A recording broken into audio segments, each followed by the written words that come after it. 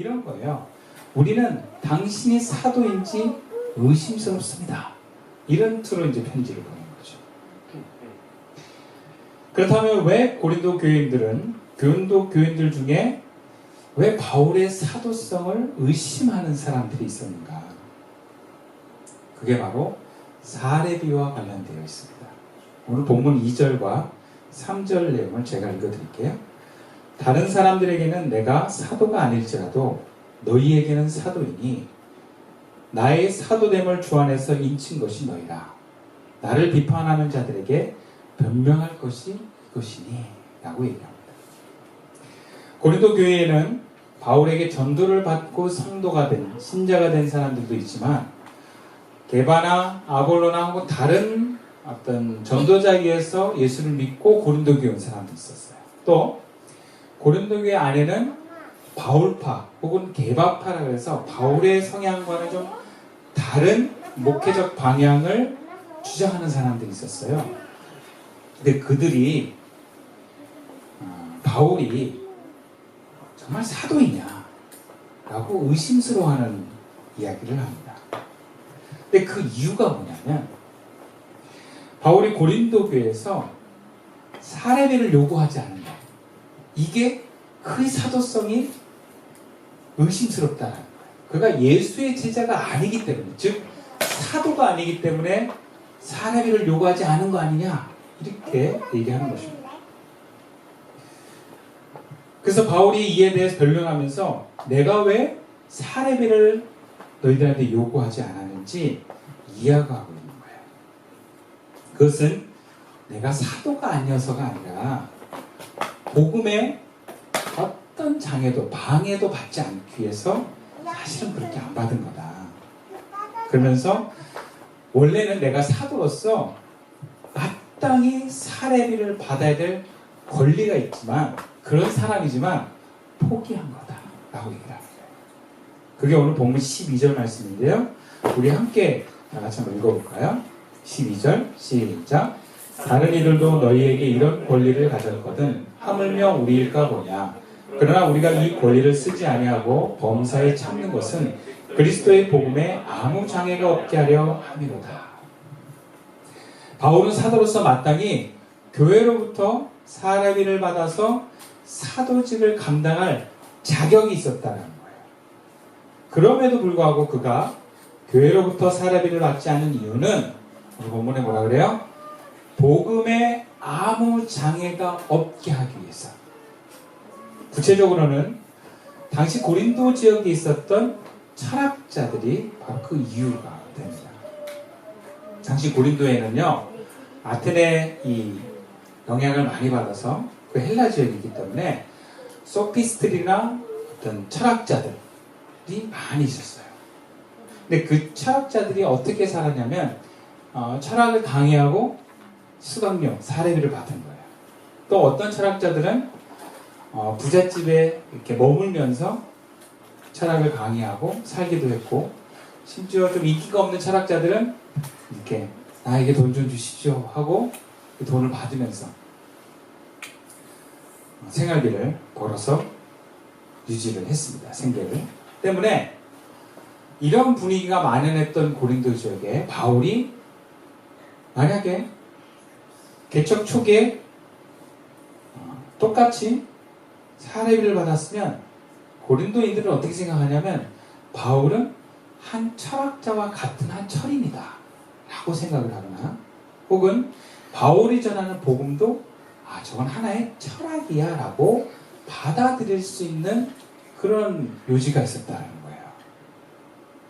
그래서 바울은 자신이 그런 철학자들과 구분되게 하기 위해서 고린도에 갔을 때 생활비를 받지 않았습니다. 대신 로마서부터 온 브리스길라하고 함께 천막을 만들면서 생활비를 충당을 했습니다. 또 필요에 따라서는 다른 지역의 교인들로부터 예를 들어 루디아와 같은 후원자들에 의해서 후원을 받으면서 고린도 교회를 세우는 일을 했던 것입니다. 이 모든 것이 오로지 바울은 복음을 효과적으로 전달하기 위해서 자신이 사도로서 받을 마땅한 권리를 포기한 것이다. 이렇게 보는 거예요. 그런데 이런 사정을 모르고 자기들의 사고방식으로 자신들의 눈으로 바울이 사례비를 받지 않은 것은 바울이 사도가 아니기 때문에 그렇다.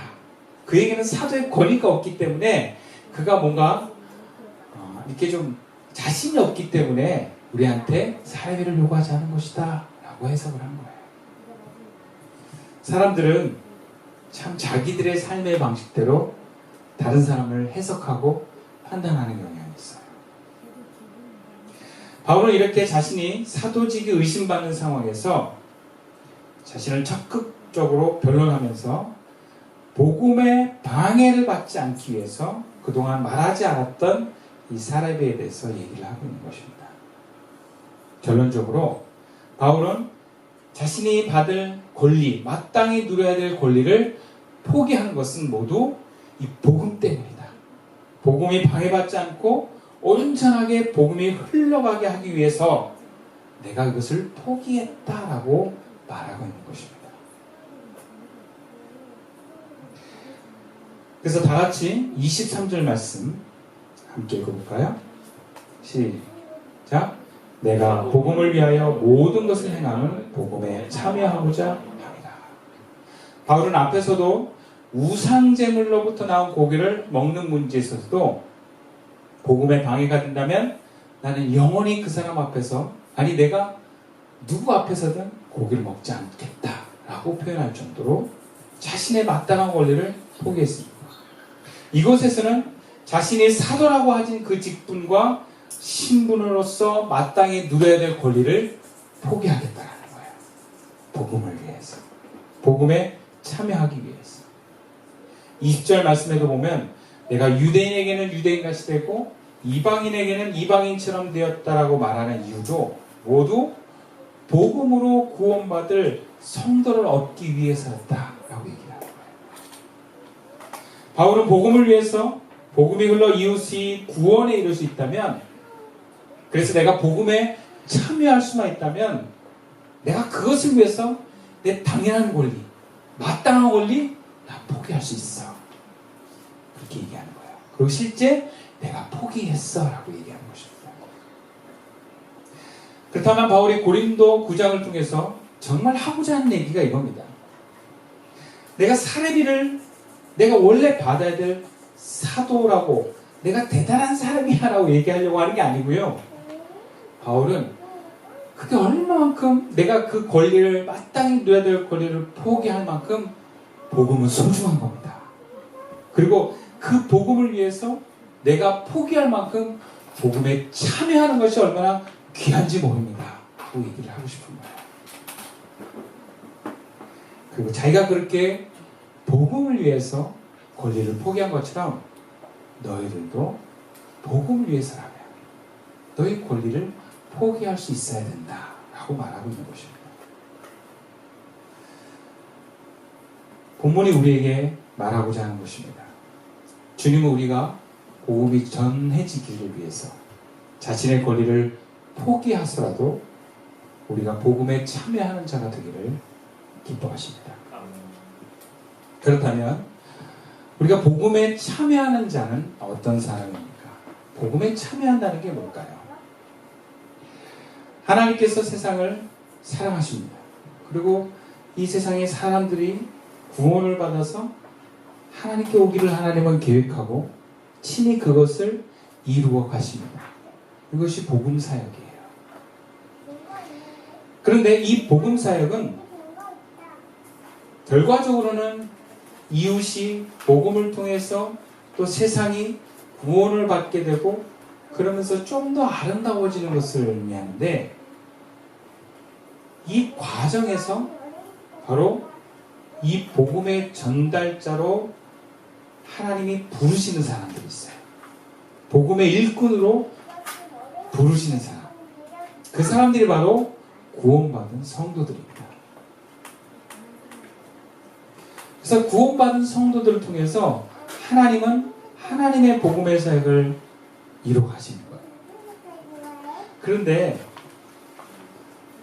여러분들도 인정하시겠지만 모든 구원을 받은 성도들이 이 부르심에 응답하는 것은 아니에요. 자신은 구원받았는데 다른 사람들의 구원에는 관심이 없는 사람들이 많습니다. 그냥 나와 내 가족이 구원받고 행복하는 게 중요해요. 아니, 그게 우선이에요. 어쩌면 그것이 해결되지 않고서는 다른 사람들에게는 마음과 눈이 돌아가지 않는 사람들이 많아요. 어쩌면 이런 구원과 관련된 하나님의 역사는 목사님이 하는 거예요라고 떠미는 사람도 있을지 모르겠어요. 그건 선교사님들이 하는 거예요라고 얘기하는 사람도 있을지 몰라요. 그래서 자신의 하나님의 구원의 사역을 헌금과 기도로 제한하는 경우가 많습니다. 근데 여러분, 행동하지 않는 구원의 사역을 통해서는 기도도 사실 제대로 안 나와요. 행동하는 사람이 함께 기도가 나오는 거예요. 행동하는 사람이 진심으로 물질이 나올 수 있는 거예요. 그래서 어떤 사람은 구원의 계획이 큰 관심이 없는데, 또 어떤 교회도 자기 교회가 예배 잘 드리는 거 외에는 별로 관심이 없는데, 어떤 사람은 또 관심이 많은 사람이 있어요. 어떤 교회는 그 복음이 어떻게든지 우리 교회를 넘어가서 이 사회에 하나님의 역사가 흐를까 관심이 많은 교회가 있어요.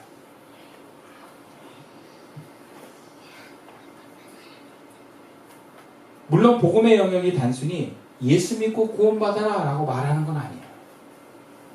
우리 교회면 선물 줄게, 락앤락 뭐 주고, 뭐 하이타이버가 있나, 하이타이버가 아니구나, 세제 같은 거 주고 뭐 이런 거 갖기 우리 교회 와. 그래서 사람들을 교회에 데려오는 게 구원의 사역으로 제한할 수는 없어요. 하나님의 구원의 사역, 복음의 사역은요 훨씬 더 크고 넓습니다. 사람을 살리고 세상을 변화시키는 것이 모두 하나님의 구원의 사역이에요. 그래서 이웃이 구원받고 세상이 아름다워지는 것이 모두 하나님의 구원의 계획 가운데 다 있는 것입니다. 하나님의 방법과 역사하심에 따라서 하나님의 생명과 사랑이 흘러가는 그 모든 것이 복음의 삶입니다. 이는 사랑과 배려에 초점을 두고 주님의 사랑과 구원의 통로로서 나를 드리는 삶이에요.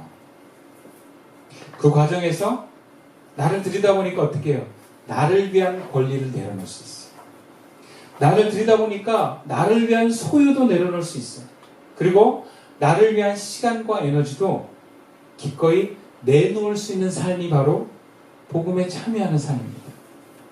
시간을 내고 물질을 내놓지 않고 어떻게 그 삶에 참여할 수 있겠어요?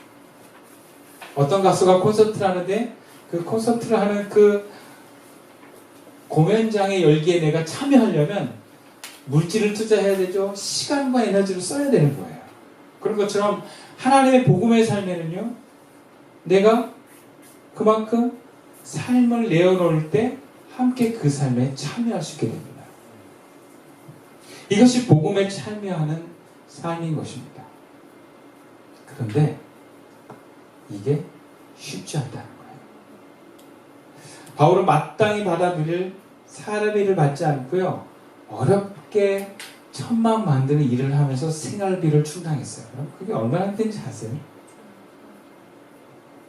또 바울은 이동하는 그 스케일이 굉장히 컸기 때문에 후원을 받았어도 아껴 쓸 수밖에 없는 거예요. 절약할 수밖에 없어요.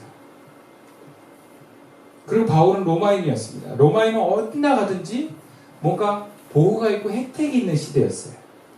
근데 바울은 로마인으로서 마땅히 들을 권리 내려놓습니다. 유대인에게는 유대인으로, 이방인에게는 이방인으로 똑같이 삶을 살아가며 소통하면서 그들이 어떻게 하면 하나님의 복음에 참여했을까를 고민했던 사람이, 또 그렇게 살았던 사람이 바로 바울이었어요. 그런데 어떤 성도는 예배만 드린 걸 끝나지 않고 삶에서 복음의 삶을 실천하려고 할 때는 그게 어려운 거예요. 그냥 주일날 나 교회 갔다 왔어 라는 것으로 복음의 삶에 참여가 끝나는 게 아니라 일상의 삶에서도 어떻게 하면 내가 하나님의 생명을 흘려보낼까? 내가 이 사람을 만나도 어떻게 하면 예수의 사랑을 좀 전달할까를 고민하면서 사는 사람은 힘든 거예요. 그리고 그냥 몸도 힘든 것뿐만 아니라 늘 주님의 사랑이 흘러가는 삶을 생각하면서 주변의 사람들을 관심 있게 늘 봐야 되는 거예요. 그러니까 주변의 사람들이 하나님의 사랑이 뻗치는지 안 뻗치는지를 관찰하면서 관심 있게 보는 거는 참 피곤한 겁니다. 나 혼자도 살기 힘든데. 또 힘든 거는요, 하나님하고 또 계속 연결을 가지고 있어야 돼요. 이 연결의 끈을 놓치면 안 돼요. 그러니까 복음의 삶을 실천하려고 하다 보면 참 힘든 게 많아요.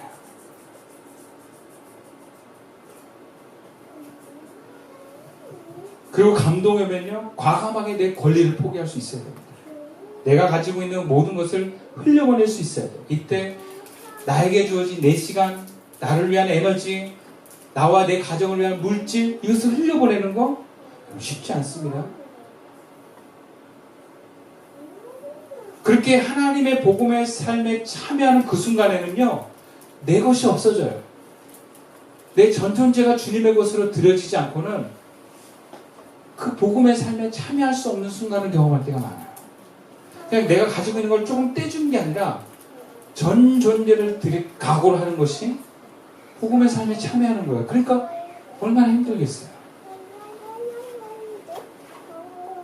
어렵습니다. 왜? 우리는, 특히 우리 에고는 어떻게든지 내 것을 지키려고 하는 마음이 있어요. 어떻게든지 나만 행복하고 내가 우선 행복해야 된다는 마음이 있기 때문에 계속 내 안에 마음이 부딪히는 부분들이에요. 어렵습니다. 근데요, 하나님의 나라는, 하나님의 복음의 사역은 거저되는 게 아니에요. 하나님이 어느 날 갑자기 다이렉트로 쏟아내는 게 아니에요. 다 부르심을 받은 하나님의 사람을 통해서 이루어집니다.